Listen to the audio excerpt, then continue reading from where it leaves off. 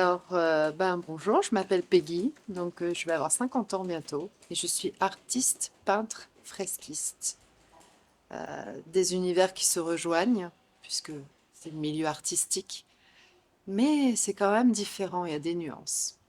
Et ici, dans la boutique vansoise qui s'appelle Chine et Bouquine, j'avais envie de présenter mon travail artistique qui fait sens dans cette boutique parce que c'est un travail au sujet des traces et de la philosophie. En réalité, dans mon travail artistique, j'essaye de faire communiquer l'aspect esthétique, l'aspect philosophique et aussi les hasards que nous ne maîtrisons pas. Et donc, par exemple, il y a dans mes derniers travaux euh, l'intervention de la pluie, qu'on ne maîtrise pas du tout, et qui a laissé des traces sur mes dessins. Et donc j'ai utilisé les encres, les pigments et la pluie pour élaborer des paysages fantastiques qui sont aussi les témoins d'un instant précis qui ne sera plus jamais le même. Voilà. Donc tout ça, c'est un travail sur 3 ans environ, depuis le confinement en fait. Ça a commencé en 2020. J'avais envie d'être à l'écoute parce que nous, les êtres humains, on est inscrits dans un système de vie rempli d'obligations et oui, d'obligations surtout, qui nous fait courir dans tous les sens. Ce confinement a ralenti tout le monde. Et quand on est artiste, on écoute les énergies qui passent, les instants. Et c'est ce que j'ai voulu traduire en premier dans mes dessins. J'ai appelé cette série Traces parce que il y a des traces qu'on peut maîtriser et d'autres qu'on ne maîtrise pas. Et dans mes croyances profondes, je suis persuadée on reçoit des influences extérieures à nous-mêmes, déjà de nous-mêmes, bien sûr, profondes, inconscientes, mais aussi des influences extérieures.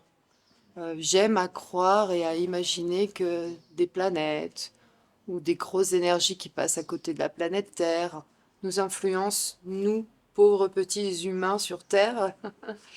Et ça, pour moi, c'est une forme de canalisation ou de concentration qui passe par nos corps, en fait, entre ciel et terre. Et quand on est artiste, on peut traduire ça, le ressenti. Donc c'est ce que j'ai commencé à faire en 2020 pendant le confinement. Cette période qui m'a vraiment permis de me recentrer, d'être à mon rythme physiologique et d'exprimer des traces. Alors j'ai utilisé l'encre de Chine, je veux dire qu'il y a un matériau très simple et très noble aussi, et ancien. Et l'encre de Chine m'a menée sur différentes expériences. Alors en premier, comme j'aime la philosophie, le développement personnel et tout ce qui fait sens en fait dans les questions existentielles de l'être humain sur Terre, j'ai commencé à peindre des paysages que j'appelais les paysages philosophiques. Et donc des paysages très simples à l'encre de Chine, dans lesquels j'inscrivais des phrases philosophiques de maître ou pas, et qui du coup suggéraient des ombres, des lumières, de la matière en fait, ça créait de la matière. L'écriture sur un dessin créait de la matière dans mon dessin. Donc ça, je trouvais ça intéressant. Ensuite, je me suis dit, et si j'utilisais l'encre avec des outils précaires? J'appelais ça des outils précaires. Pas de pinceau, pas d'outils modernes, quelque chose de très primal. Et donc, je me suis baissée, j'ai ramassé une brindille et j'ai donc ramassé plusieurs petits outils comme ça que je trouvais dans la nature. Et j'ai commencé aussi à à laisser des traces, donc avec ces outils. Et là, ça a donné des résultats très ethniques. On sentait la nature, on sentait vraiment, à travers l'encre et le papier toujours, une autre forme de trace. Et maintenant, j'ai inclus. Alors ça a été à peu près une soixantaine de travaux entre la philosophie, les traces, ce que j'ai voulu exprimer. C'était un peu un retour à soi, mais un regard sur le monde aussi. Voilà. Et ensuite, aujourd'hui, je suis toujours dans ce même travail d'expérimentation des traces et j'utilise quelque chose qu'on ne peut pas contrôler, voilà, la pluie. Ça se contrôle pas. Et je l'utilise pour laisser des traces sur ce que moi j'ai créé aussi et ça donne des paysages fantastiques. Chacun peut y mettre le sens qu'il a envie et en tout cas ce sont des instants précis, des gestes qui ne se reproduiront plus jamais. Donc voilà, c'est la thématique de mon travail en tant qu'artiste peintre et j'aime les choses qui font sens, j'aime les couleurs, j'aime l'esthétisme, j'aime la beauté. Chacun il verra ce qu'il a envie d'y voir.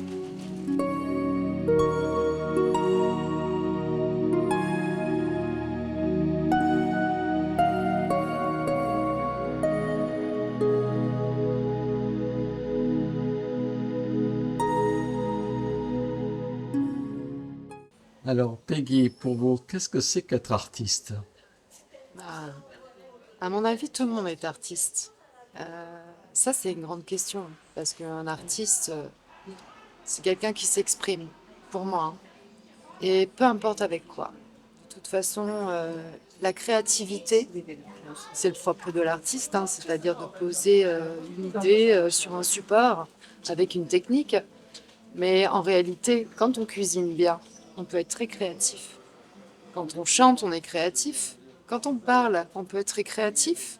On peut utiliser tous nos savoir-faire et nos compétences intérieures pour être artiste. Donc ça, c'est une grande question. Qu'est-ce qu'un artiste? Alors évidemment, dans les conventions sociétales, on forme des artistes aux beaux-arts, par exemple, et ils sont censés, à travers leurs œuvres, représenter notre époque, enfin une époque.